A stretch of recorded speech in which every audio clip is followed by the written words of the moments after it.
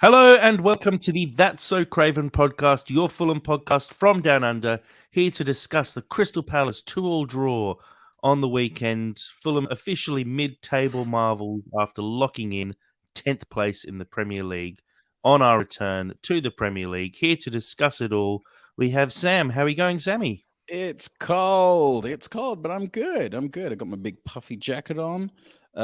Just living my best. I got my feet up. I got the pajamas on. Let's talk some Fulham, guys. It is a bit cool over here in Australia at the moment. It's probably one of the few times that we have slightly worse weather during the football season than England does. And Dad, how are we going? Yeah, very good. Thanks. I was cold. I'm warmer now. Um, In the and yeah, heart or just in general? uh, in general and in the heart. Why not? Oh, lovely. Well, we'll give a bit of context as well on the weekend. The reason we're recording fractionally late today is because Dad and I went away on a camping trip with the rest of the family who live over here in WA at least. And we sat out under the stars next to a campfire with one bar of signal, holding an iPad, huddled up, watching Fulham play Crystal Palace. It was quite an experience. Not sure I'd repeat it anytime soon, but definitely needed to re-watch the game again the next day because watching the game and watching it buffer every 5 minutes or so I really appreciated HD after watching that game. I'll tell you that much because seeing fuzzy players running around the pitch wasn't ideal. The good thing is you can spot our players really well. I can definitely spot Willian's afro from the other side of the pitch, even if it's in standard definition. But look, it was a good game, Sammy. To walk us through your thoughts on this one, does it feel a little bit like we dropped a few points there against the Crystal Palace side who performed okay, but were missing Wilfred Zaha, their best player? Well, first and foremost, I need to apologize to Steve Reynolds because Steve Reynolds reached out to me and I accidentally ghosted him because I don't really check my Facebook Messenger. So I apologize, Steve. I did see your message. My predictions was going to be 2-0 and it was wrong. No, we played a very, very different Crystal Palace team. I thought they've massively tightened up since the last time we played them. Scrappy goals, man. Like, I feel that we did. I'm really happy that Mitrovic scored his penalty. Great header. But the goals that we conceded, no, that's a bit of a longer conversation for me, which I'm sure we'll have so much fun diving into on the That's So Craven Fulham podcast. Lovely segue there, Sammy. Dad, I guess give your overview of the game as well. We watched it together, which was kind of a nice experience. Cold one. Your overall thoughts on the game? Kind of a bit frustrating. I mean, it was entertaining, and it was free flowing. And to Sam's point, they are definitely an entertaining side to watch, and they're exciting going forward, and they're a bit of a handful. And we didn't deal with it very well. We looked a bit fretful at times. But to take nothing away from Crystal Palace, they were actually they were pretty good in patches going forward, and they're obviously not a terrible side. Yeah, I mean, look, they're almost destined to finish one spot behind us in the league. Obviously, there's a fair divide between top half and bottom half this season, with us sitting in 10th on 52 and Palace 8 points behind us in 11th at the moment. I can't imagine Chelsea are going to leapfrog them. They currently sit on 43 points, so 9 points behind us with 2 games in hand 2 games to go for Chelsea. But they do have to play Man United and I think potentially Liverpool on the last day of the season. Is that right? No. Ooh, I'm not sure. Yeah, I'm not 100% sure. Sorry, I think it's Man United and Liverpool. Brighton, I think, might be their final game, actually. So, I mean, look, it's definitely a very different game from the time we faced them early this season, but it's worth noting as well, earlier this season, they did have 2 men sent off in that match. It did make a massive difference. We completely dominated them. I thought we did look like the better side on the weekend. We definitely came into the game a lot quicker than Palace did, but it really felt a little bit like a final game of the season, which is exactly what it was. But it felt like both teams were sort of there to, I don't know, kind of celebrate a little bit, or at least Fulham felt more like they were there to celebrate. Palace seemed kind of relaxed. They're pretty much guaranteed finishing either 11th or 12th. So they sort of see that as a bit of a success this season, considering how tight it's been down the bottom of the league. So it really felt like there wasn't a huge amount hanging on this game, and so it was a bit of a party atmosphere. It felt like there were a lot of noise from the crowd. But look, Palace obviously made the first impact in the game, a counter attack from a Fulham corner, which have to say, the goal was scored in the 34th minute. I think Fulham had multiple set pieces prior to that, and we just looked a little bit off. And I don't know if it's the fact that we're missing Pereira, but Willian, who's usually very, very good from set pieces, was pretty poor in the first half, especially before that first goal with his delivery. I thought we wasted a number of opportunities, and this was another one. Ball comes in from a corner, and Dad, a really good counter-attacking move from Palace. Yeah, and I think there's been quite a bit said about Kearney's kind of soft attempt to tackle. And if my memory serves me it's Eze, isn't it, who gets around him? Is that right? Yeah, Eze. Yeah. And he seems to sidestep him very, very easily. Kenny doesn't dive in, but it looks a little bit half-assed. And at that point, they break away really beautifully, and it's a good ball to set up. It's Edouard, am I correct? Yeah, Edouard. And it's a pretty good finish. I mean, could Leno have done better? He's beaten at his near post. He wouldn't be happy with that, surely. But it's pretty. It's kind of top left corner, and it's. I'm not sure if you could have done better. I didn't really see any reverse angle on that to get a better sense of what the gap was.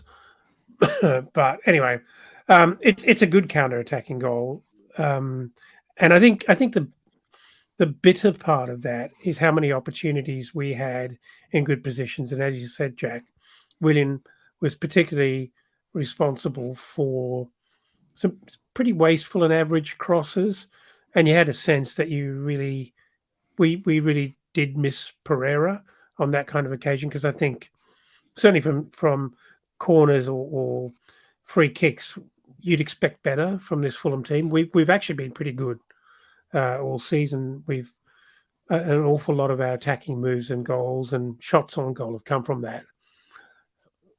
Why are you laughing, Sam? Because this is such a long response. It's going for ages. It's great.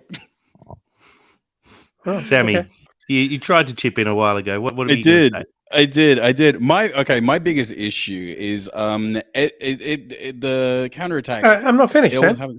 No, you are. The counterattack happens in the space of about 15 seconds, and Eze's a really good player, but he kind of creates so much space for himself, and I think that's a bit of a glaring issue going forward. It's a really good finish from Edouard, but yeah, Eze accumulating that much space, not cool for me. We definitely got hit. Sorry, we definitely got hit on the counter there.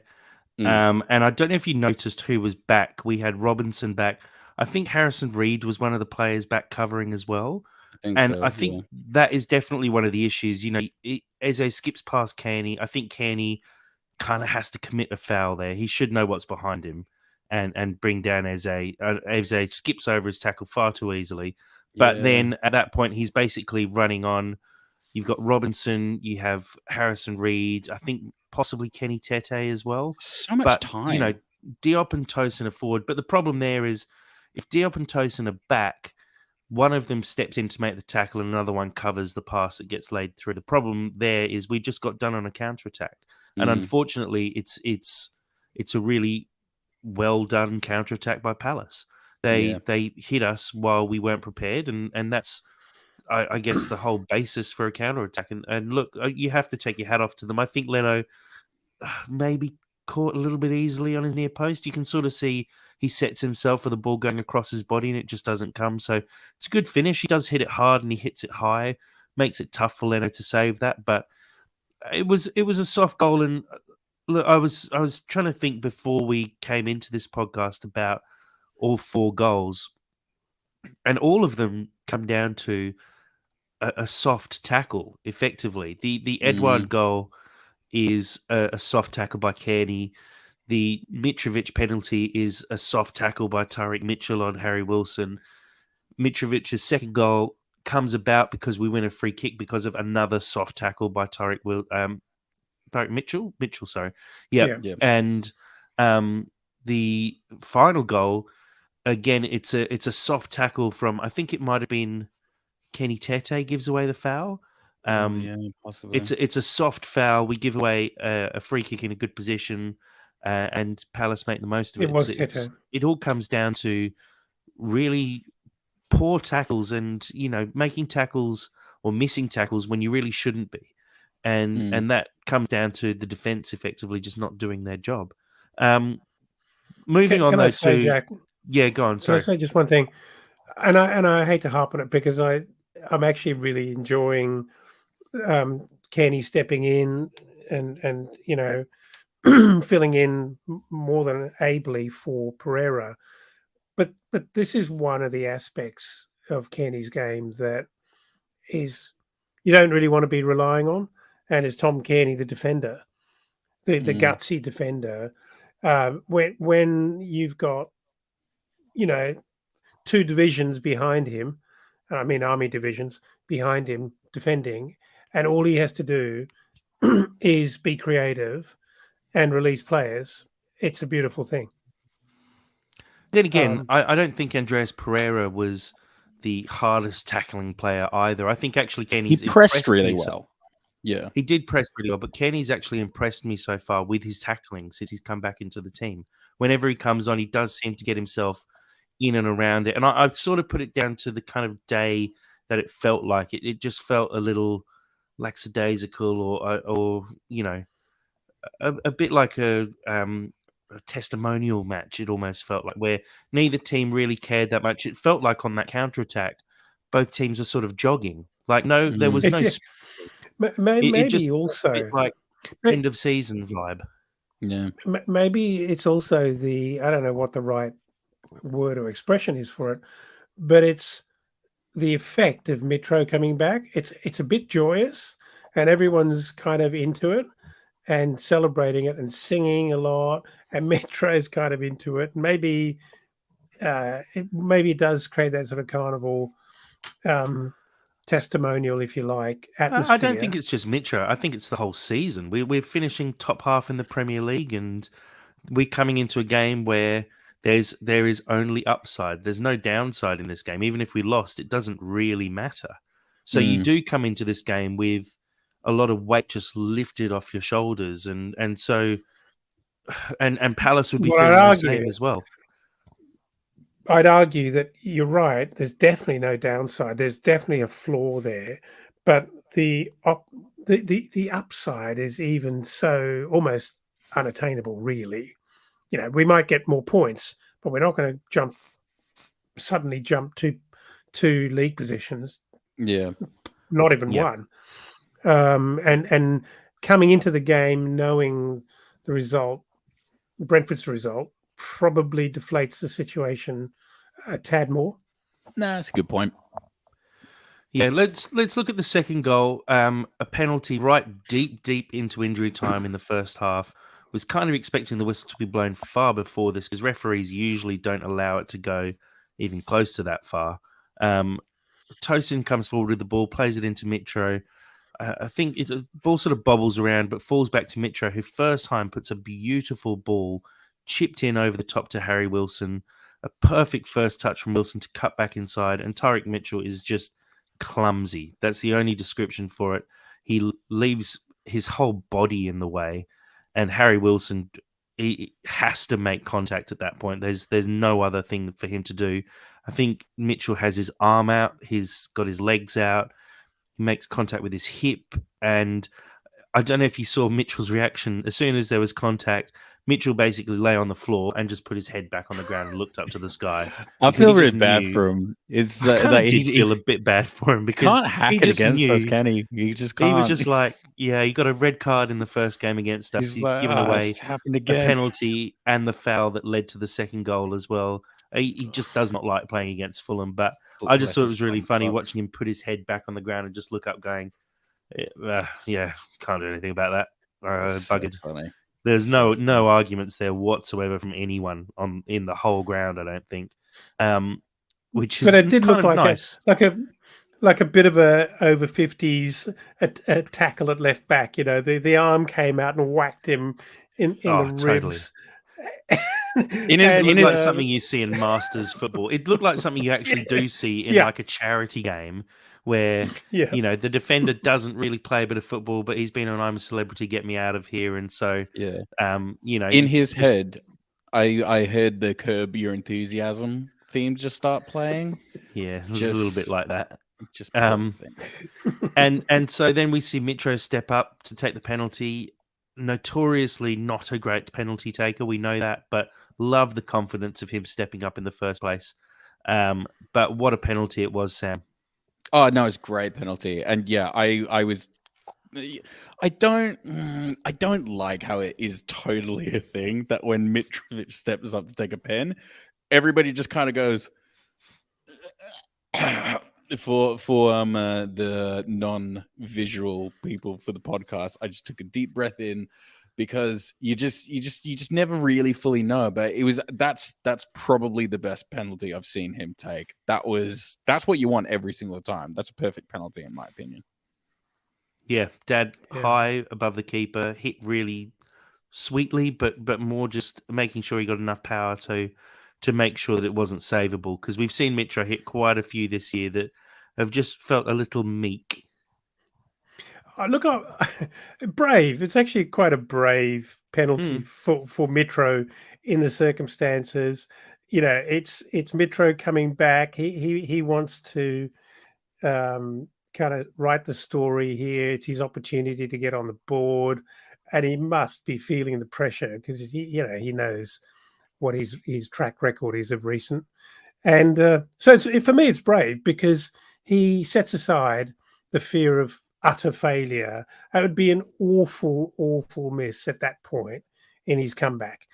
And he just goes for it. You know, it's not exactly precision side netting, but he puts his foot through it and he gives it some welly. And it's brave.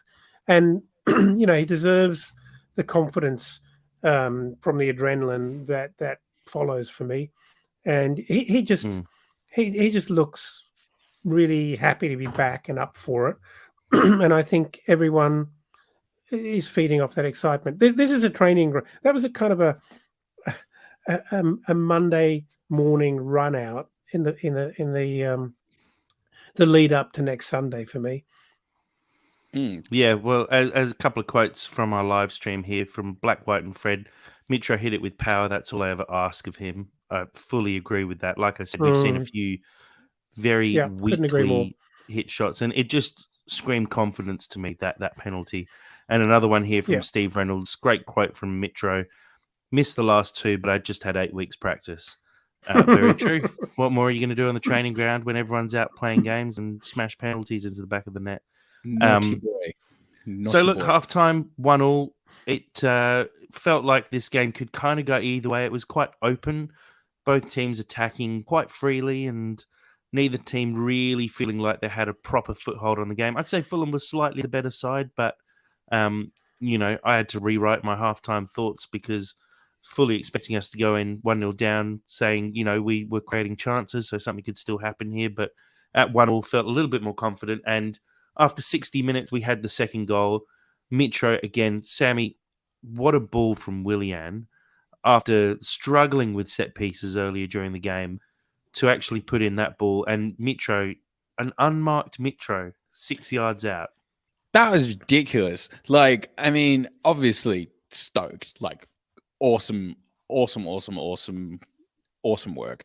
But like, why is Crystal Palace just leaving him that open? He's pretty much the only person that you would be really directly targeting, because everybody else, it's a little bit of kind of like, maybe, but that I thought that was just kind of weird. It was just kind of like a weird lapse of focus from Crystal Palace. It made no sense really if you actually like think about it. But you know, I'll take the goal. It's a really good goal, really good for Mitrovic to get 2. I think it's really important that he actually has. What has he got now? Like 3 from the past 2 games. Yeah, 3 in 96 minutes. I think someone posted. Yeah, and that's really 14 important for the season now as well. It's really important for What's that. interesting there? Sorry, Sam. Go, Sam. I just said that's very important going into Manchester uninterrupted. It sounds better. Go on, Dad.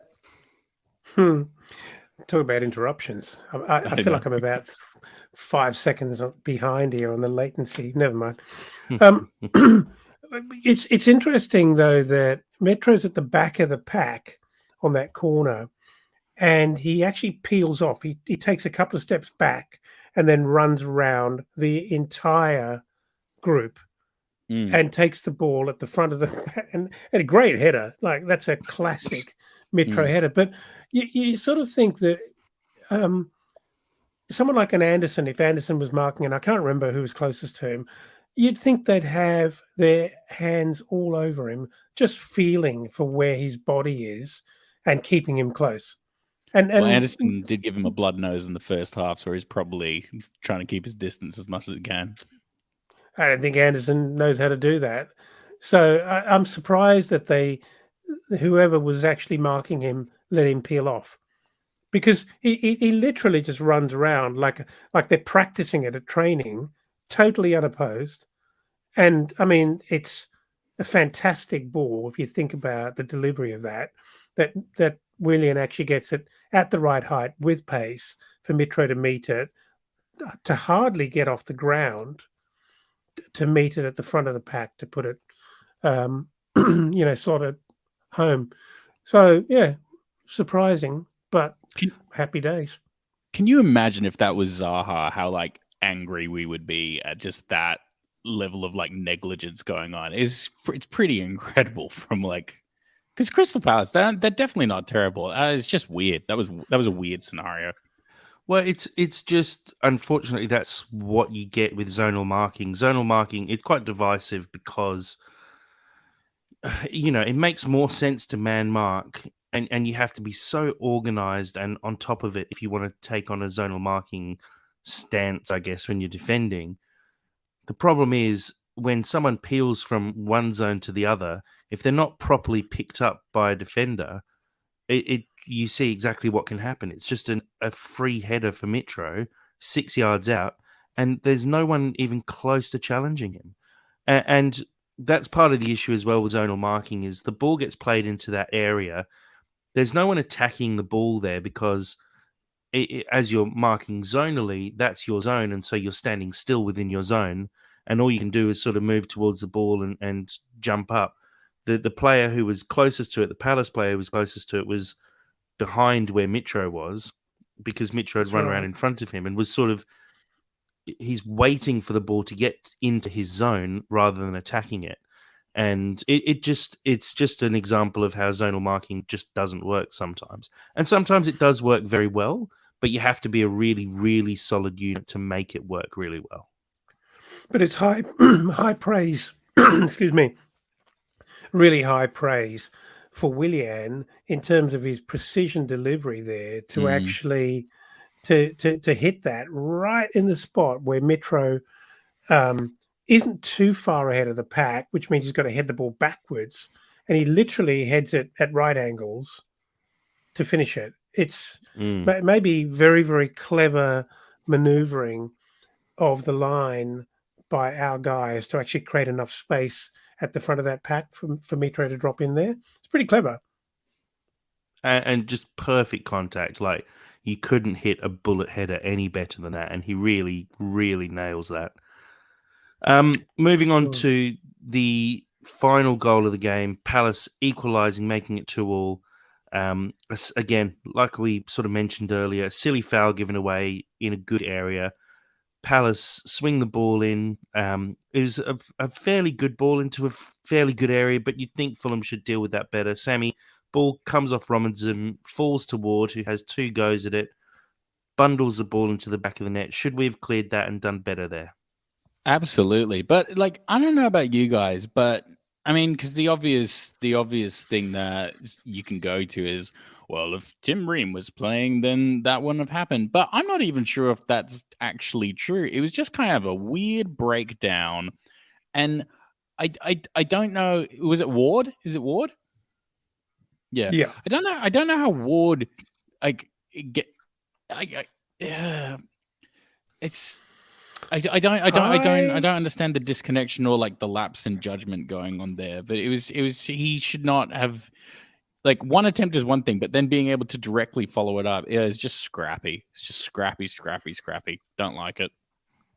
One of the things I was going to say when I went on my long intro that you interrupted, I did. was I miss Tim Ream. I do. Well, I do as well, but like I don't think in that exact scenario, I don't really know how Tim Ream makes a difference in that exact setup. Yeah. Cast your mind back to the number of clearances off the line or thereabouts from Tim Ream during the season, and he's got a lower center of gravity than the likes of Diop, and no, I wouldn't say Robinson in the same bag, but he's actually very agile in the last line of defense, and he does actually execute a lot of clearances in that area. Yeah, but he's not like Yoda using like the Force and just jumping around. Didn't say he like, was. I know. I said I missed him. I said I missed him. Love you, Tim. Love you, Tim. He's not contributing to saving that goal in any sense. The ball is swung in. It bounces off Robinson's leg. I think Robinson is the only person who can do better there. And I genuinely think it was just unfortunate. It hits him like below the knee on like a standing shin, falls to Ward, who hits it at goal, gets sort of deflected. The ball bounces straight back to Ward, who toe pokes it in the back of the net effectively, and the ball bobbles in.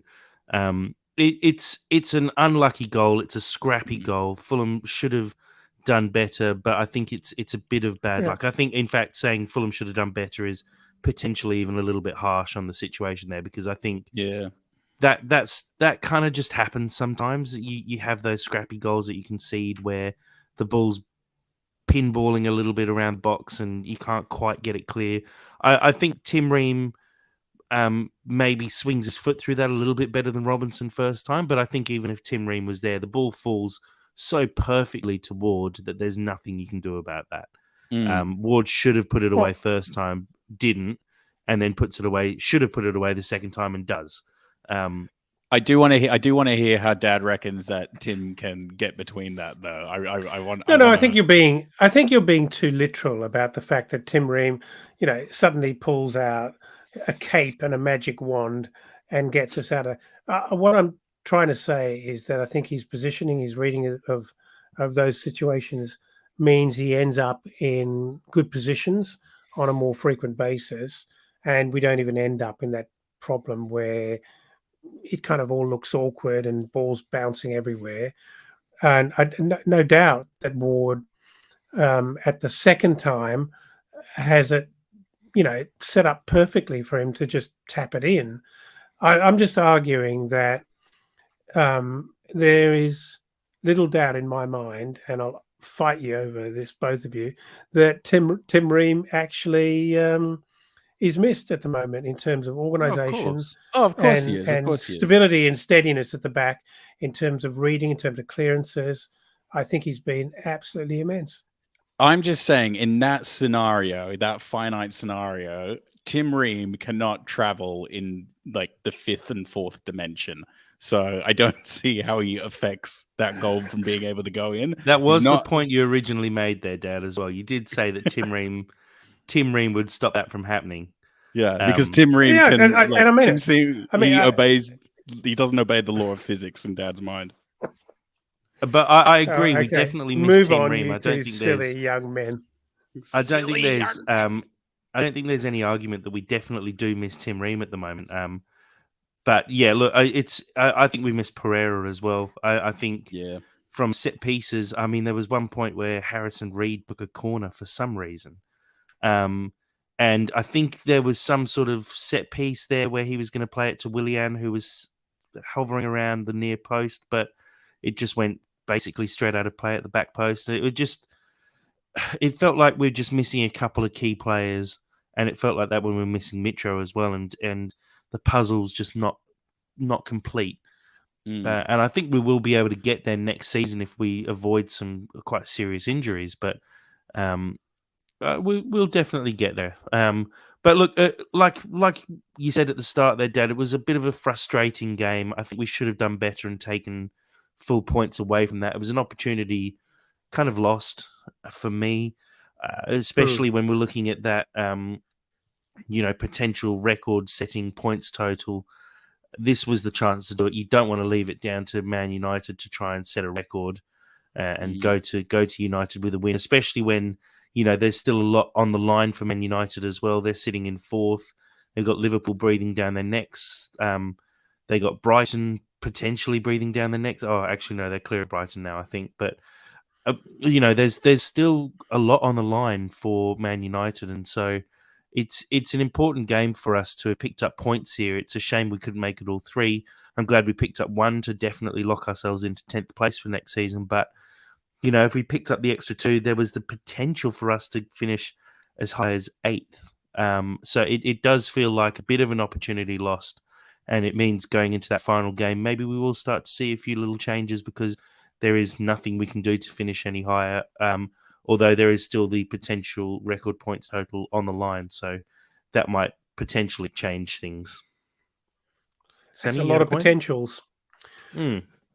I think I had a point and I just lost it, but then I just remembered it. That was what you were saying before about us finishing higher was dependent on Brentford's because they needed to beat Tottenham, which at the start of the season you would probably be like, oh, they're probably not going to do that, but of course they did.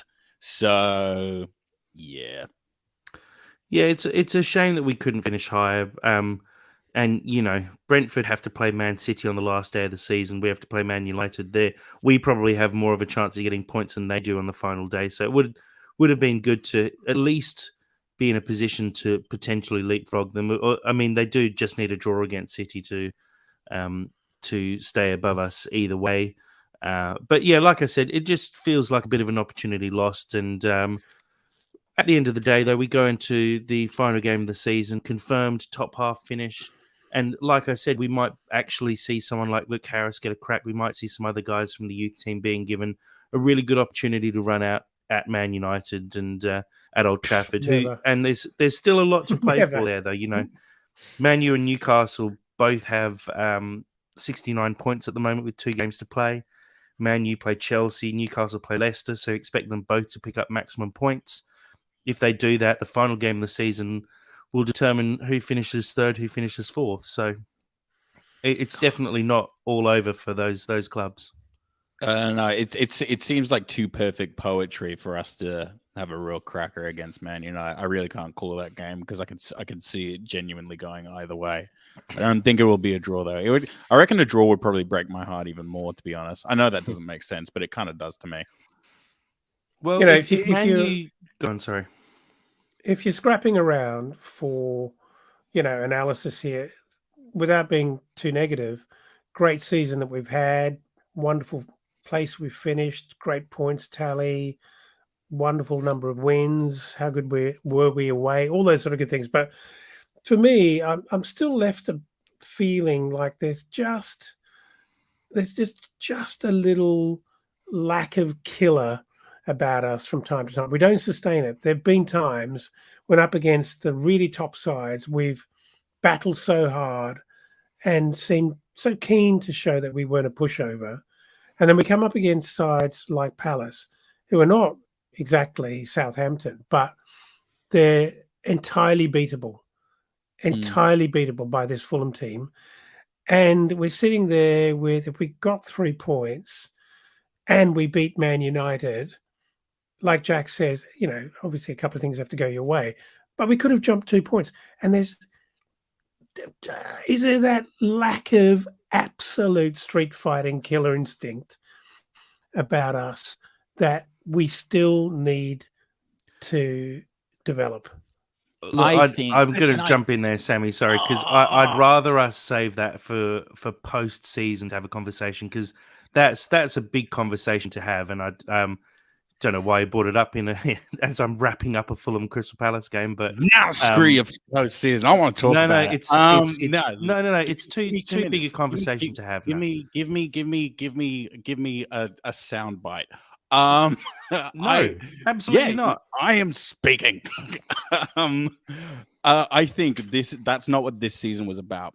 I think we have been so fortunate to be really competitive with the big boys, but I don't think that was ever fully part of our plan. I don't think Marco ever really wanted that to be part of the plan. I think we have gone way past what was expected of us, and that is a next season thing to be focusing on and building.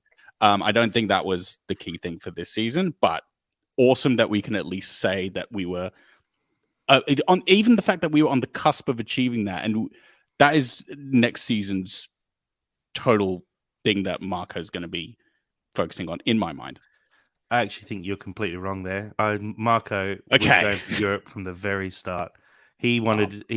They said Marco always said there's no target, but it's been let slip by players slowly but surely through the season that Marco was targeting finishing in a European spot pretty much for the whole season. He believed the squad could do it, and I feel like he'd be disappointed with where we're finishing so far, because he definitely would have wanted more.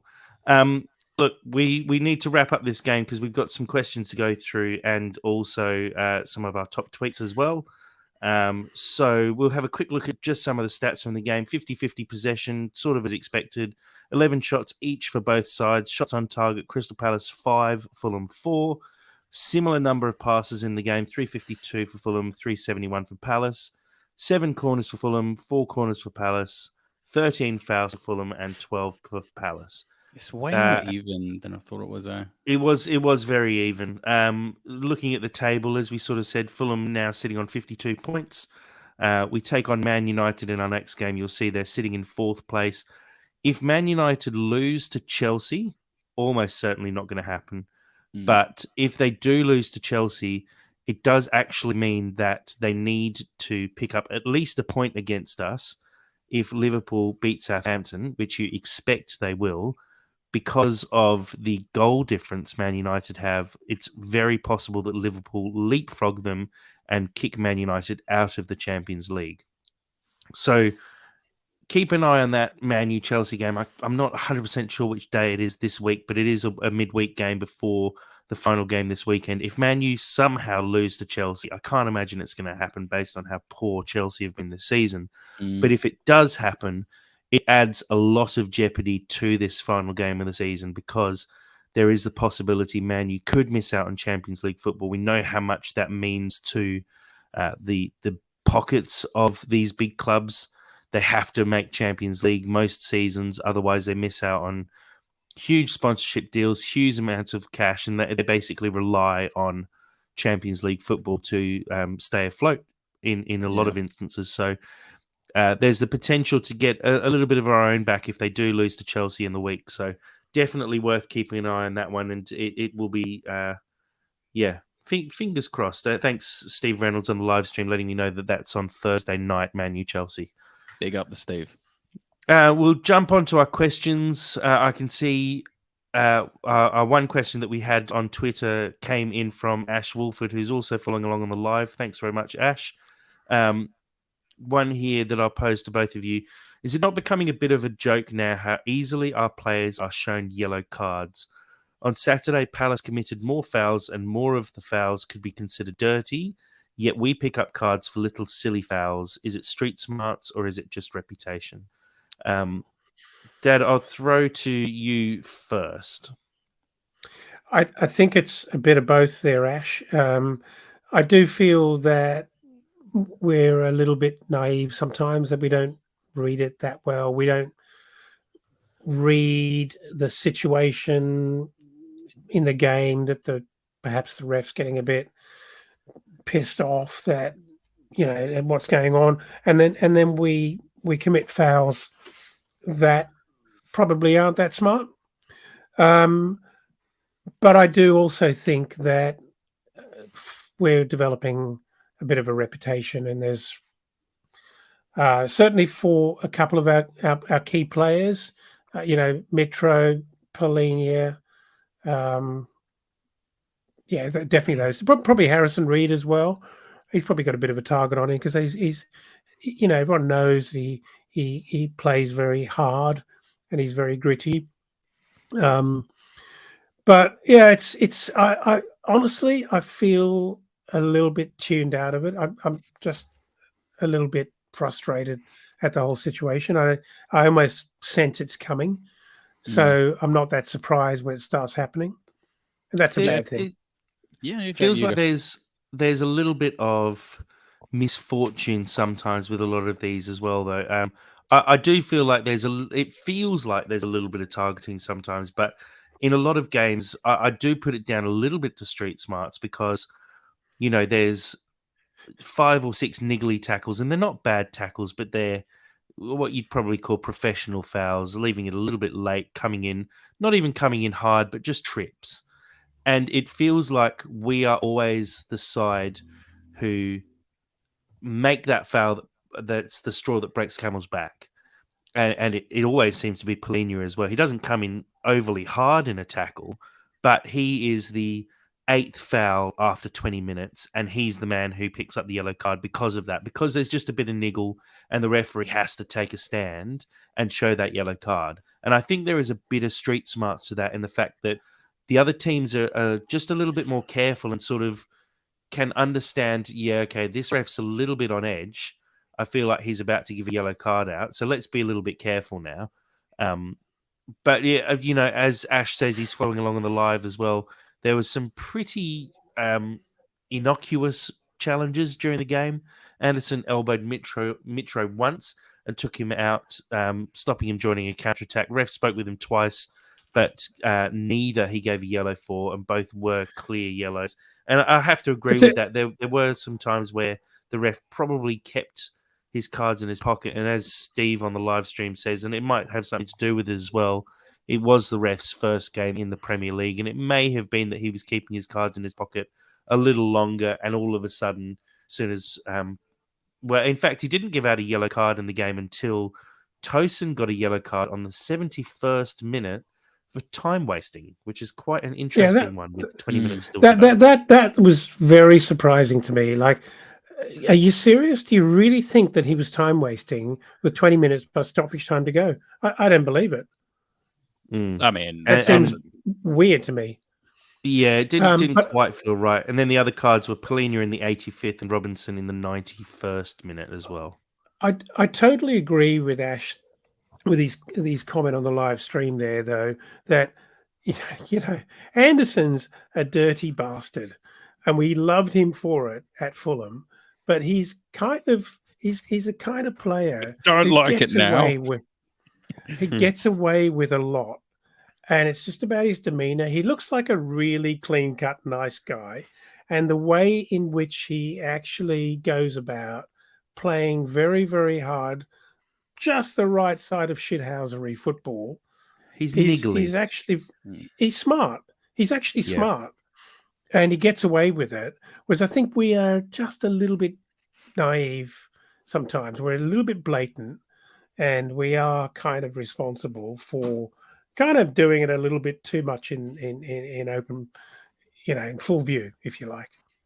He's a direct offender of pretty privilege in my mind. He's a dashing looking man, and people think, he couldn't have meant it. He couldn't have meant doing that to poor Mitch. I almost said the same thing to Dad as well. He's a gorgeous looking man, and you kind of feel like he does get.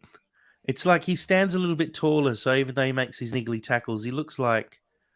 He just seems to get away with things a little bit more than other players do. And you'd think Polinia would as well, but I think Polinia just looks a bit angrier.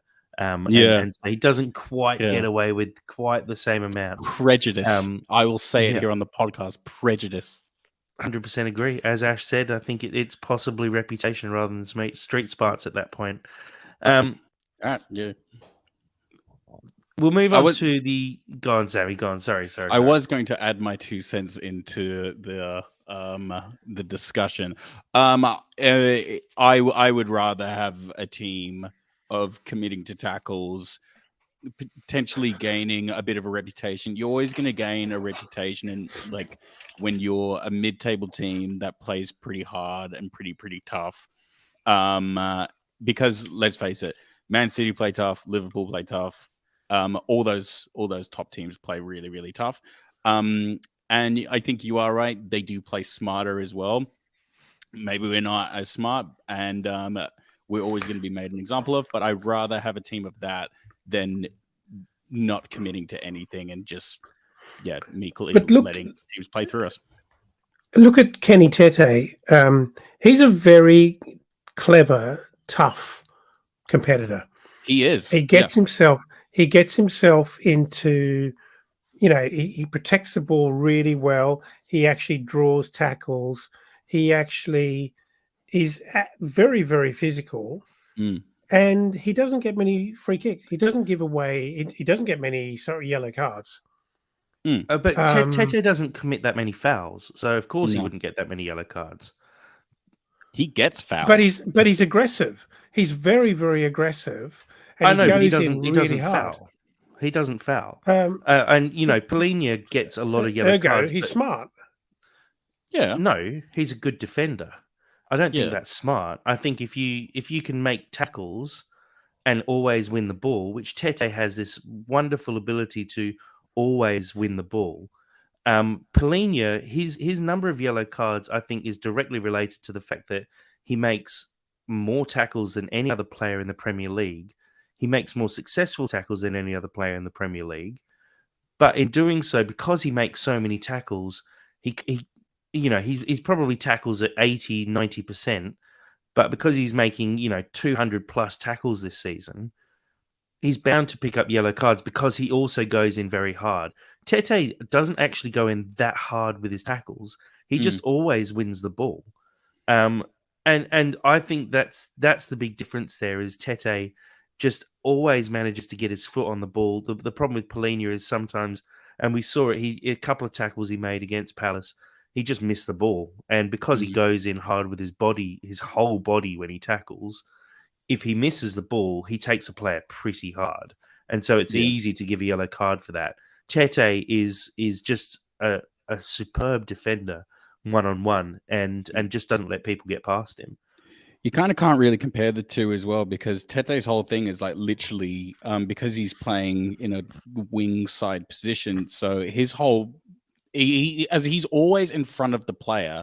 So basically what that does is it always allows the player to put pressure on him from behind and then basically just push him forward. But he's really good at forcing himself in front of the player with like a lot of strength from like his arms and Polina is always coming straight on just by the nature of the position that he plays.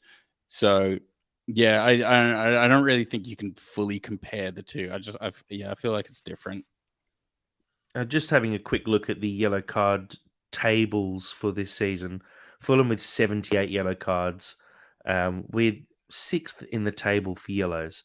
So Wolves, Nottingham Forest, Leeds, Crystal Palace and Everton all had more yellow cards than us.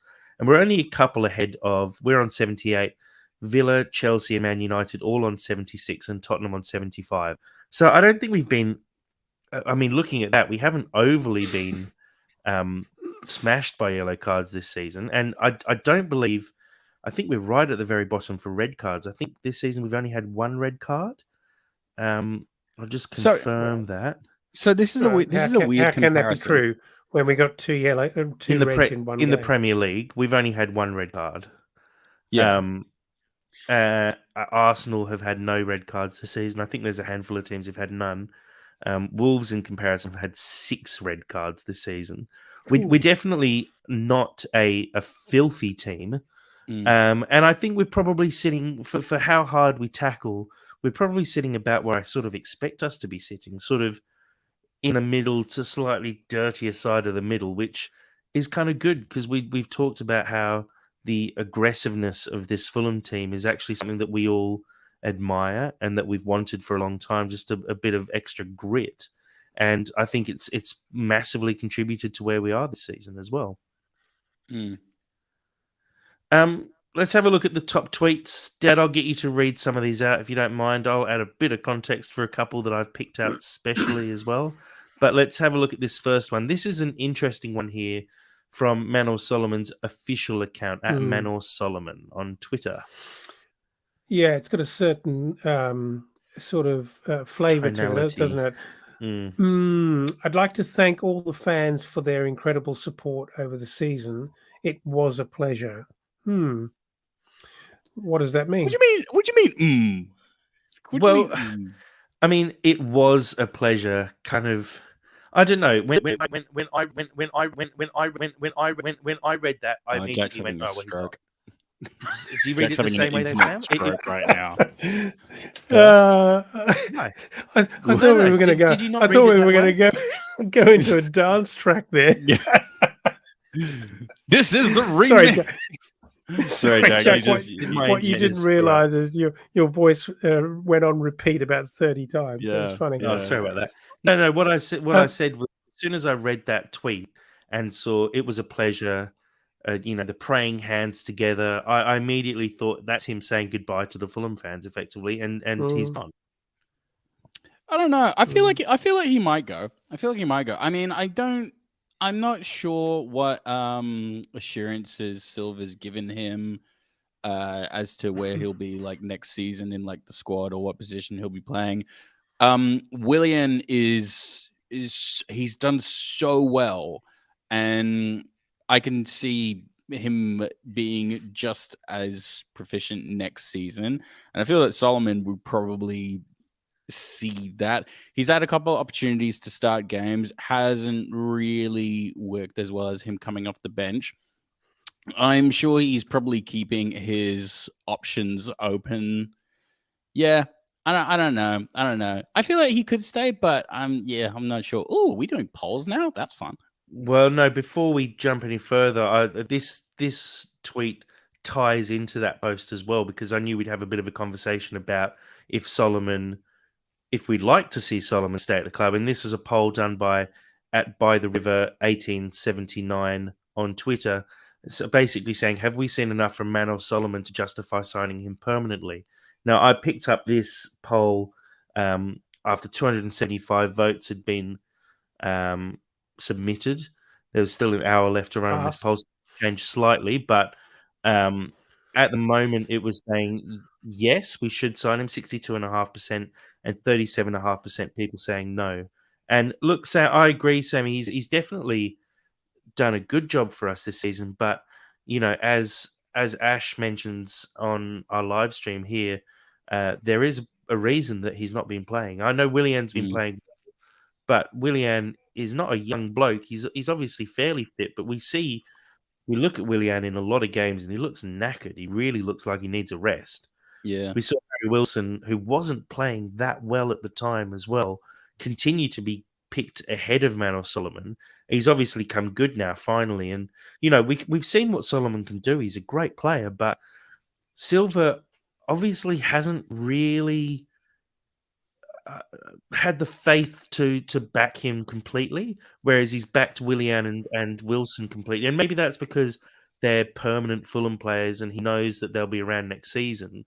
But I don't know. It feels like he's gone. It feels like I feel like Solomon is a really, really good player, but I'm not 100% convinced he works within our system.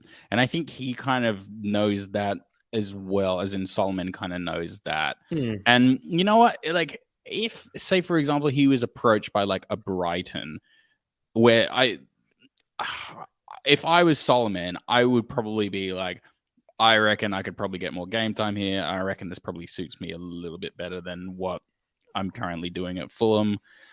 Yeah, I don't know. We don't know, but from to be fair, we follow this pretty closely. We watch this closely. We follow Twitter. We follow the body language. And whilst Willian has obviously had a outstanding season, in the only position that I think we're all in agreement that Silva feels comfortable about Solomon playing on the left wing, right?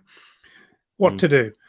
But there seems to be a little bit of saltiness. Can I say that about Solomon? He seems to have chucked a couple of sads when maybe out of frustration he hasn't got the game time. Then he's come on, and he didn't really seem part of it in a couple of brief moments. And I would have thought, look, maybe everyone's done that at some point in their career, but in the Marco Silva dressing room, I don't think that goes down well. And in a way, I can understand that because, Tosin comes into the side for Diop, and Tosin keeps his place when he performs well. Vinicius comes in the side and performs well, keeps his spot. Solomon comes in the side, scores 4 goals in 4 games, gets dropped. I do maybe understand how he's feeling a fraction salty, and it does feel like his attitude has dropped off a little bit. And I don't know if that's 100% true or not. It might just be the outside perspective seeing him come on in games, and he just looks a different player from the one we saw when he was banging goals for fun back in February. And I don't know if something's happened in the background. There's a bit of chat that he's being floated to a lot of Champions League sides around Europe, and I wouldn't be that surprised if there's a lot of interest in him because he's young. He's got a commercial aspect to him as well, being Israel's probably best player at the moment, or at least when all of this was happening and he was scoring goals for Fulham, it was Manor Solomon fever in Israel at the time, and everyone wanted a piece of him. And maybe his agent is looking around now and looking at options and seeing better options where he can get paid more money, play in the Champions League. He's only 23, put himself in the shop window a bit and maybe find himself at a huge club down the line. Yeah. I don't know what, we know nothing. We've got no insight here. But when you kind of triangulate everything and you look at and piece the whole picture together, it's sort of got that sense about it that he is ambitious. It feels to me like even though he's only 22 and he's never played Premier League football, that he feels he should be playing in one of the top clubs and playing Champions League football. And it almost feels like one of those situations where the team around him is getting up him, a little bit like what I think happened with Carvalho in leaving Fulham. That's a different story, but similar sort of thing where, if the people around you, there's an awful lot of noise at the top level of any sport or business or entertainment or whatever. And, there's press and there's social media and there's a lot of noise. And in the end, you've got a little small team around you that you've got to be relying on to feed you the right stuff. And I just wonder whether Fulham was always going to be a stepping stone club for him. It was a way out of a war zone. He could have gone anywhere, I guess, but I'm not sure why he came to Fulham and why he didn't go elsewhere. If he had ambitions of playing in a bigger club, why did he come to Fulham? Question. Well, Fulham was a simple option for him at the time. The guy's got 26 appearances in the Champions League already under his belt. I was about to ask, I was about to ask, how many Champions Leagues? It's not like he's not already a Champions League quality player. I'd say he is. And maybe if you slotted him into the Man United team, he'd actually do a brilliant job. I think he just, he came back from a serious injury. He was competing with a player who's in the form of his life and is a proven Premier League player. So I think it was tough for him. But look, I reckon with a full pre-season under his belt, he'd be a great Fulham player. I'd love to see him at the club, and even if Fulham's a stepping stone, if we can pick him up for 10, 15 million and sell him on in 2 years' time for 40, when he's at 25 and in the prime of his life, I think that's a great option. And I do sign it because he just adds squad depth. Yeah, I think we should definitely make a play to lock him down and sign him. The only thing is, I'm just not convinced that it would be part of his long-term vision. I think he's come to the Premier League to basically get that exposure behind him. But I could literally see him going to somewhere like Napoli or something like that. Because you're right, he's fully a Champions League player. I think he intends to be around that level of Champions League. And I think this was a bit of an exposure thing, and also to kind of get him out of his current deal that he was currently in. Yeah, it's I don't know. It's a bit of there's politics. Are we in agreement though that he doesn't seem the happiest? Are we in agreement? Yeah, but it's he's in a weird, really hard situation because he's going up against a completely reformed older player who for my money is the best Brazilian player who's probably ever played in the Premier League. So if you're Silva, you're between a rock and a hard place a little bit in that scenario. You could say the same thing. It's different, I know, but talking about the way in which Silva manages his squad and plays people on form. Admittedly, Manor Solomon was coming off the bench and scoring goals. He had a couple of starts, and he didn't do that well. It may have simply been that the game conditions didn't suit him or the opposition didn't suit him. But if things go against you and the manager decides that Willian's my man and overall he's my man, you're meant to suck that up. And if you think about what Tosin sucked up for a really long time, and maybe his attitude from Silva's perspective is exactly what Silva expects to see. He worked hard, bided his time, if that's the right word. I think you're right. But Tosin didn't play Champions League, and he's not a relatively high-profile player. And also, as well, let's call it what it is. Solomon's a Jewish player. That's a very high marketability rating that he knows he could probably cash in on it at some point. I don't think Solomon's thinking about cashing in on it. I think Solomon, to almost draw a line under, I think Solomon just loves playing football and wants to be starting games. Yeah, and that has frustrated him, and he's young. I think the Tosin comparison is not quite the same. Tosin also is in the last year of his contract, so if Tosin's not playing, he kind of knows he's got options at the end of this. If he can either stay at the club or he can go elsewhere. So I don't think you can make the same comparison. Jack, the Tosin, I wasn't comparing the players. I was comparing what I suspect. We're making an awful lot of assumptions here. What you're comparing. Well, why don't you comparing the fact that Tosin sat back and took his dropping and sat on the bench and didn't complain about it. But there was a lot of chat in the background about Tosin basically looking for another place to go and play football this season. So I don't think he's actually sat back and had a great attitude. I think it's just when Tosin's on the pitch, he's a little bit more professional than Solomon has been, because Solomon looks quite frustrated whenever you see him. Tosin doesn't. But I don't think Tosin sat back and just said, I'm fine with all of this and I'm happy with it.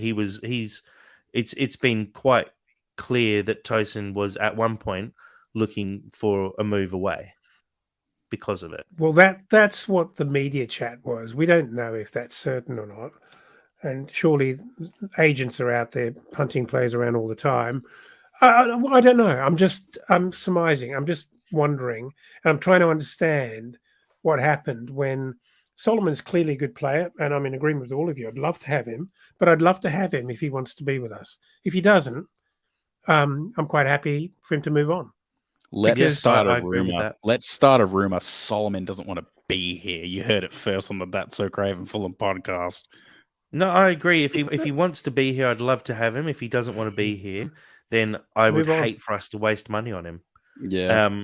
I just cool. hate Moving that on. kind of cancer in the squad. Moving on Cancer to in the squad. opposite of that, João Palhinha, a tweet here from Fulham Football Club, but then a comment as well, a quote tweet from Barney and Chris. I love him more than words. Shouldn't that be we love him more than words? Never mind. Very, very few players, very, very few Fulham players have made such a huge impact to the club and to the fans. Definitely our Joao with a big red heart. Yeah. And I love fully, him. And there's he had a little tweet video on Twitter. I think it was Sunday, possibly Saturday night. Thanking everyone for their support, and I know people started to panic, thinking, "Oh God, he's off as well." I don't believe that at all. I think he loves being at Fulham, and I think he's smart enough to realise he's going to be. He's actually absolutely central to something really great happening, and he's the backbone, and I think he loves that. Did you guys catch the Our Cottage bit? Did you guys see that video? yeah. I mean, yeah. That It's was really shared, I think, sweet. during the week, which was really kind of cool. sweet. Dad, for context, they were just doing like a behind the scenes thing, and they were just talking. He was just talking about being at the cottage, and he was like, "Yeah, it's great being at our cottage. I love it here." And just in very broken English, and it's just precious. He's an animal, but he's so precious. I love him. I love him so much. I actually really dislike how people bully him. Oh, it's so endearing. No, he's so endearing. Yeah, I love him. He's great. Yeah, he's such a. He seems like such a everyone lovely loves guy. the fact that we've basically been Fulham fans have been renamed cottages. Yeah, I know, but it's bullying. It's it's bullying not his bullying. second It's language. not bullying. It's actually taking it on and saying, we love him for who he is, and if he wants to call us cottages, we're cottages. I'm more than happy than that. We're all cottages. Bring it on. I'm a cottage. It's like when your dog like bangs its head a little bit, and you're like, "Whoa, you just it's patronizing."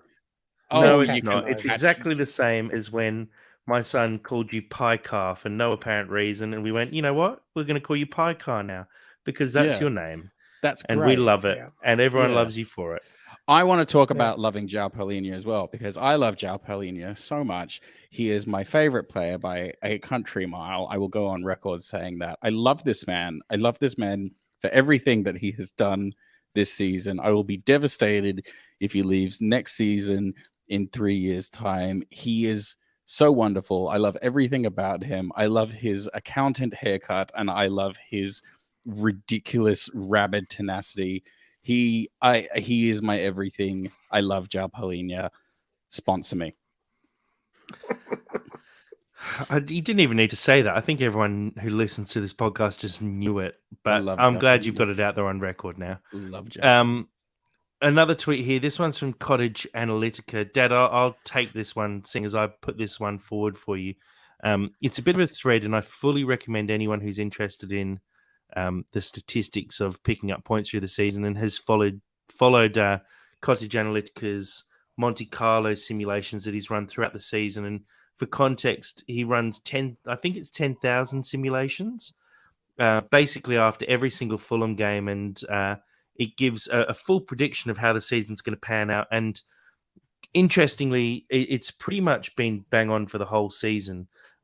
This little chart that I'm showing on the live stream here is really interesting. Basically, Fulham, as part of this Monte Carlo simulation, were predicted to have picked up 1 point per game throughout the whole season.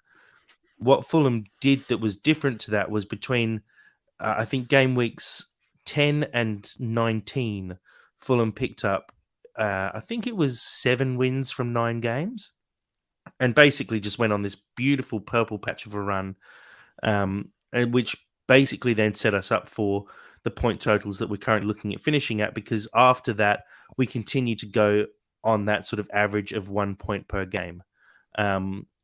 It's a really interesting thread, and I'd love to include all 9 tweets that were part of the thread. But I fully recommend that you actually go and check out Cottage Analytica on Twitter, because this little thread that he's put together is really interesting. Just for the summary of the first tweet here, a thread on the Monte Carlo simulations I've been running versus what has actually happened to Fulham in reality. In the chart below, I've shown the blue line the model predicts for Fulham's final points total after each game, with the actual points in orange. He then goes on in great detail about how the season's panned out statistically for us. And like I said, highly recommend checking that one out. And a big shout out to Cottage Analytica for all his amazing stats that he's shared throughout the season. It's been a really great sideways look at Fulham, I think, to give a little bit of weight to some of the analysis that we give from just by watching the games, to actually back it up with some statistics is, I think, really valuable. Dad, this one here from Ahmed Shubal, who's been covering Fulham for The Athletic since Peter Rutzler stepped away. Yeah, when Willian moved to Fulham last summer, most people barely batted an eyelid. But he's been one of Fulham's most important players this season, evidenced by Silva's desire to keep him, in quotes, as a priority. His performance on Saturday showed why. And it's interesting, isn't it, that well, it's actually, sorry, the title of the article is Willian's arrival at Fulham was mocked. It has proved a masterstroke. It really has. And what's interesting about his performance on Saturday, I thought, was even though, certainly in the first half, his final delivery on some of those free kicks and dead balls was pretty average, the rest of his play was scintillating again. And it sort of illustrates how much we're missing Pereira, and maybe a question mark as to why Kearney didn't take some of those kicks, as opposed to a criticism of his general outfield play. No, but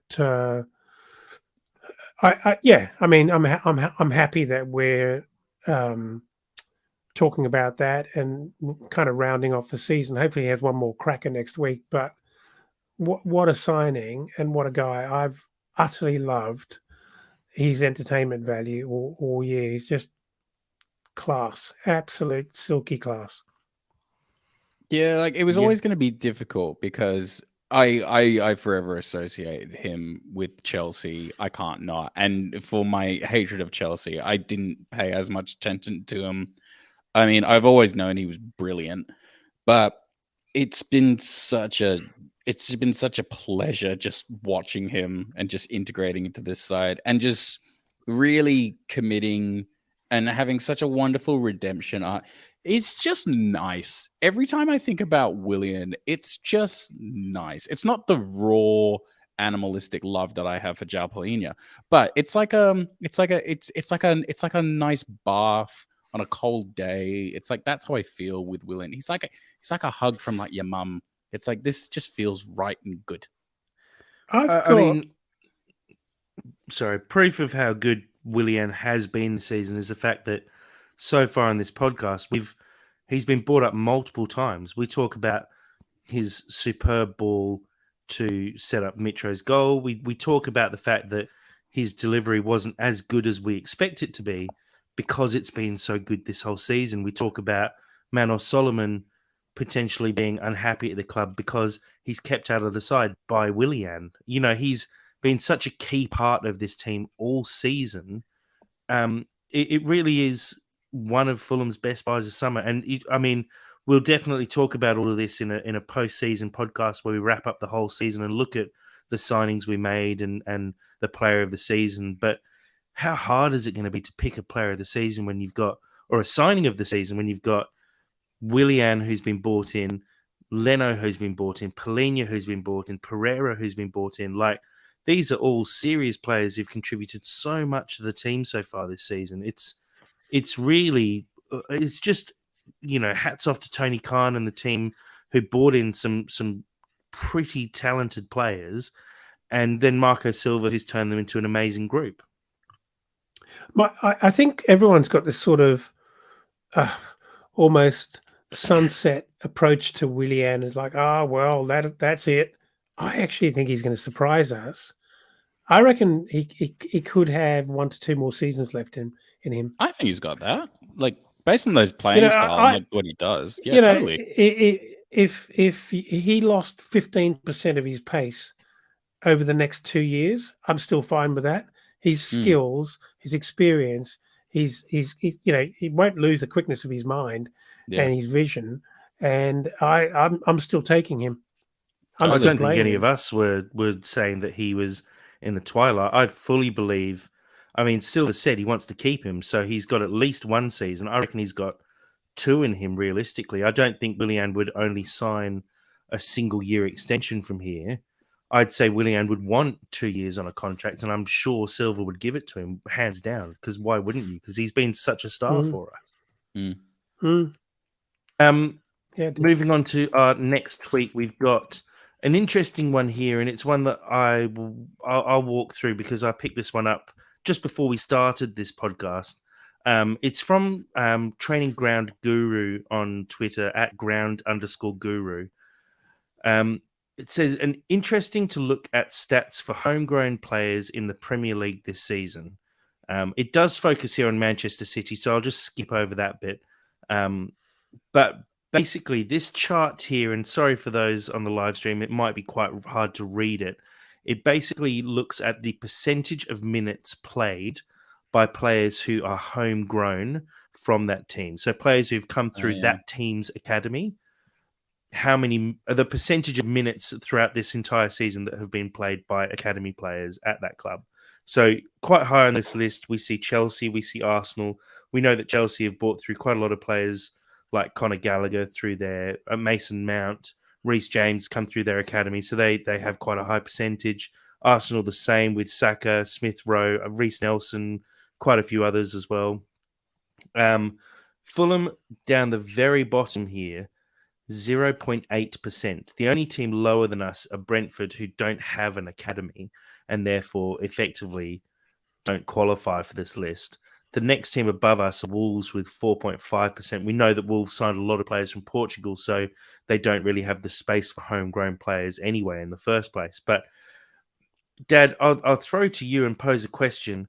Is it slightly worrying that Fulham aren't pushing any of their homegrown youth players coming through the academy into the first team this season? No, look, Fulham. It's a well-established fact that Fulham are the outsourced academy for the rest of the Premier League. I mean, we develop players for the Premier League and really benefit from them ourselves. And this is not a new topic. It's stark to see the actual stats, because what you're really telling me here, with Brentford on 0, they have no academy. We are practically last. So I think it's not surprising. It's disappointing, but here we see it in black and white, if you like, actually empirically laid out. And I think the even sadder part about all of this is that over the last few years, and we understand the whole yo-yo thing and why managers haven't felt comfortable or safe enough and secure enough to blood players in the revolving door that's been Fulham. Sadly, what's even more ironic and even more sad is that the players that do come out of Fulham, good players, go on to other clubs and then pretty much fail. Or simply fail to fulfill the potential that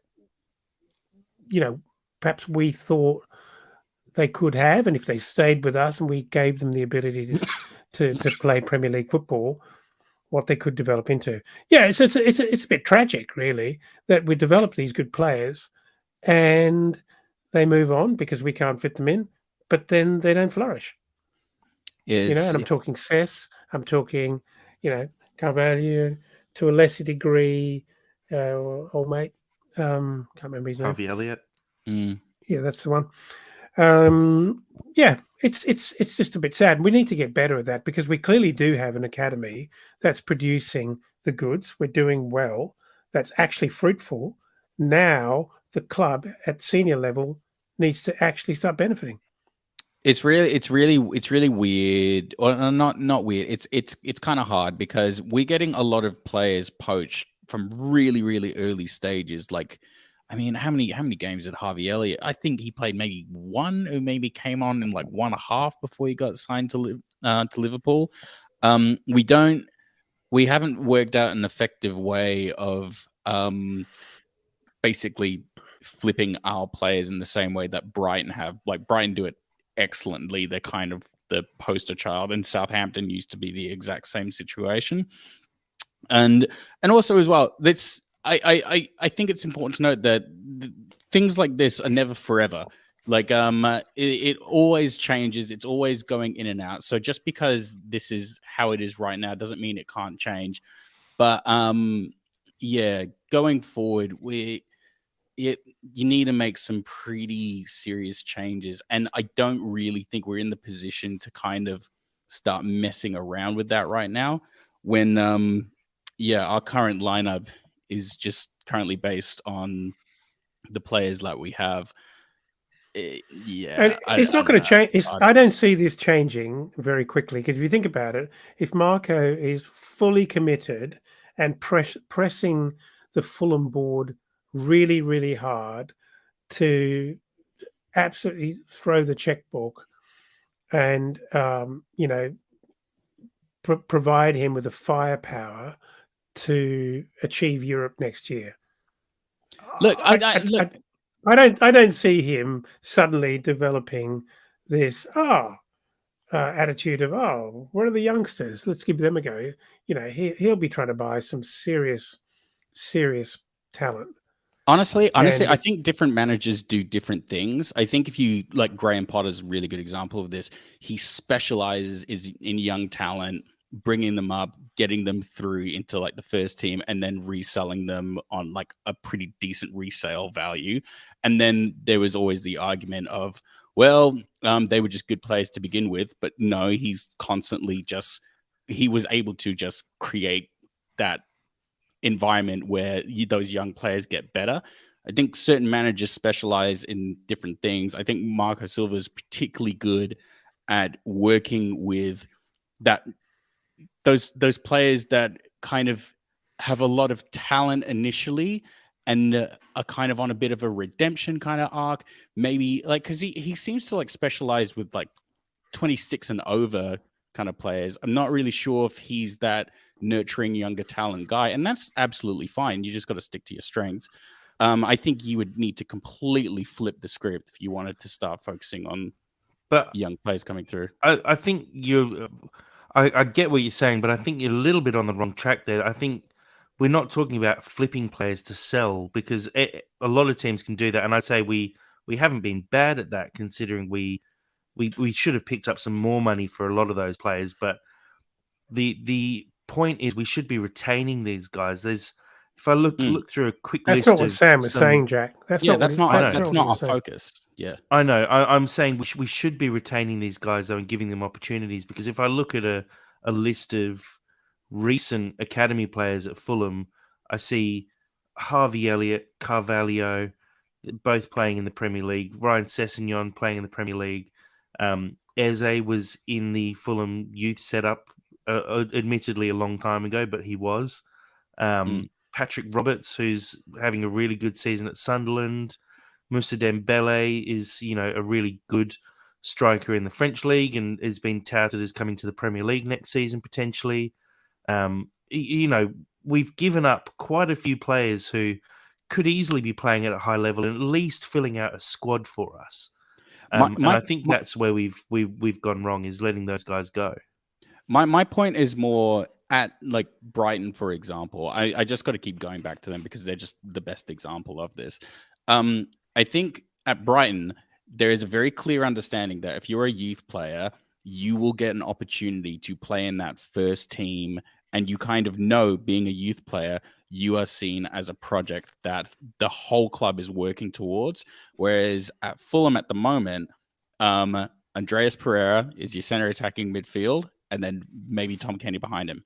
Mitrovic is our starting striker.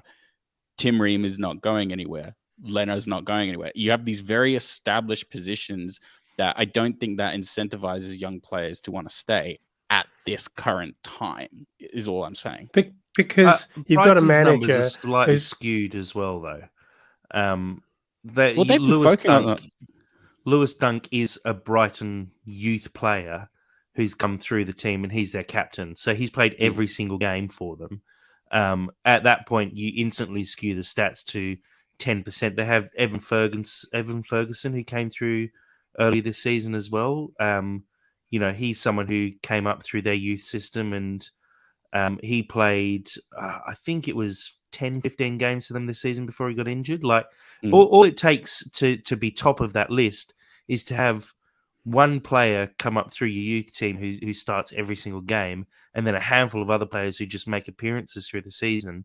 The problem for Fulham is that 0.8% is Luke Harris's combined maybe 60 minutes this season. I don't know exactly how many minutes he's played, but I feel like we should be giving more opportunities. We've been 3-0 up in games this season and haven't seen Luke Harris come on. Why are we not giving opportunities to players when we've won 15 games this year, and not many of those games were edgy games where you didn't have an opportunity to give more minutes to youth players? And everyone sees that as something we should be doing, and it seems like a very good global way to approach this in the long term.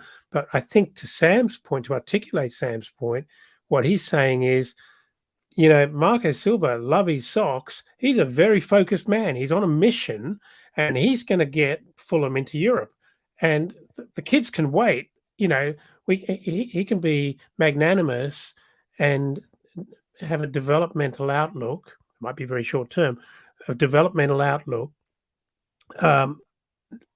Manana, next year. But right now, we need to establish ourselves. We need to get ourselves up to 6th. He's probably thinking Champions League. But then there's still no opportunity for youth players if that's the case. Because if he's pushing for Champions League, you're not going to give young players a chance because you just want to win games all the time, which is fine. I'm fine with us winning games. I reckon that's what's going to happen.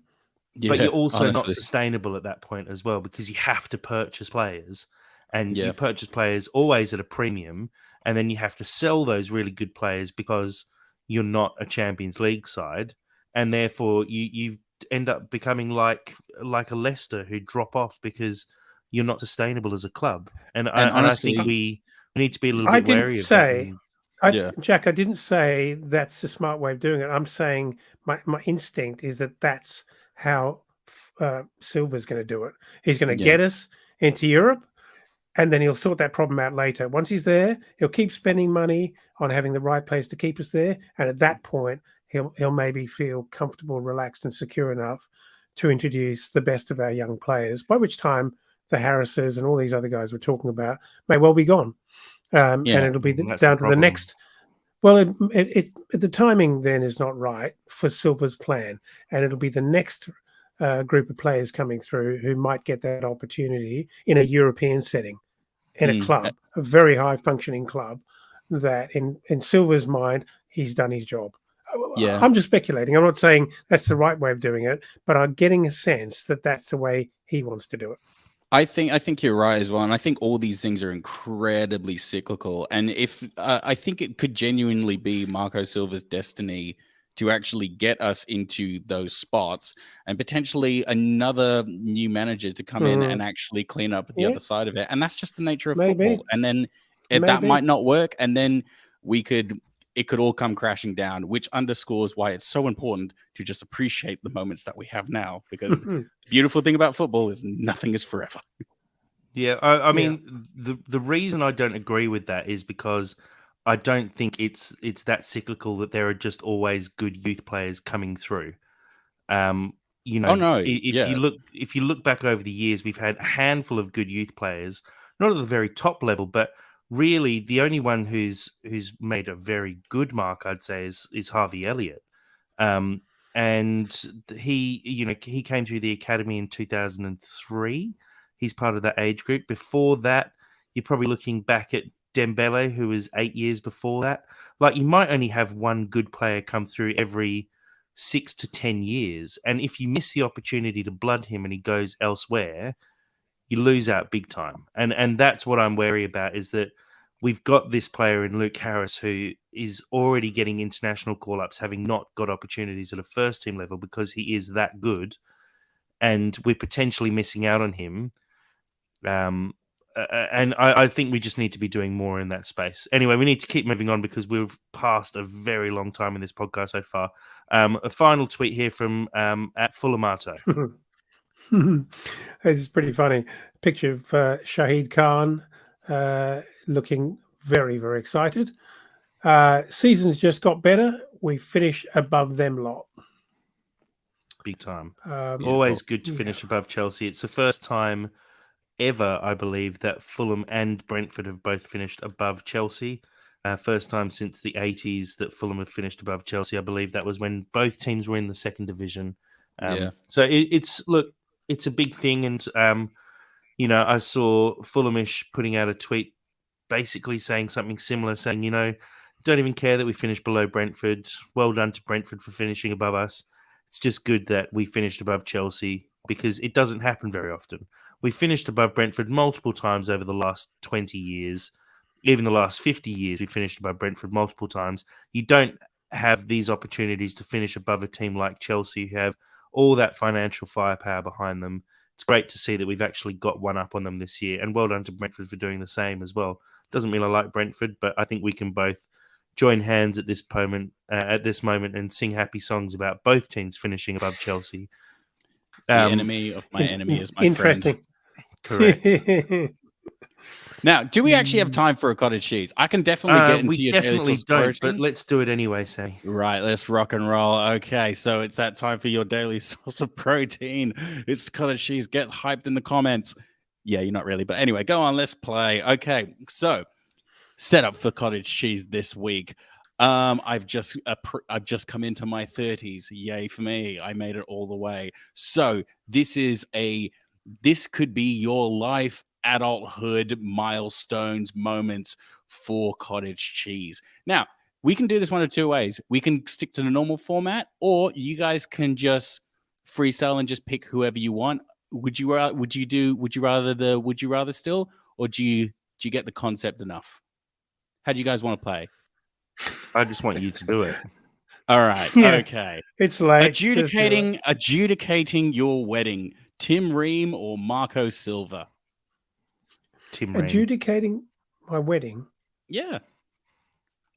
As in emceeing it? No, as in like my marrying celebrant. you. Yeah, who's your celebrant? Yeah, Tim Ream. Tim Ream? Yeah. You don't want that thick head of hair? Who we're talking about? Tim Ream or Marco Silva?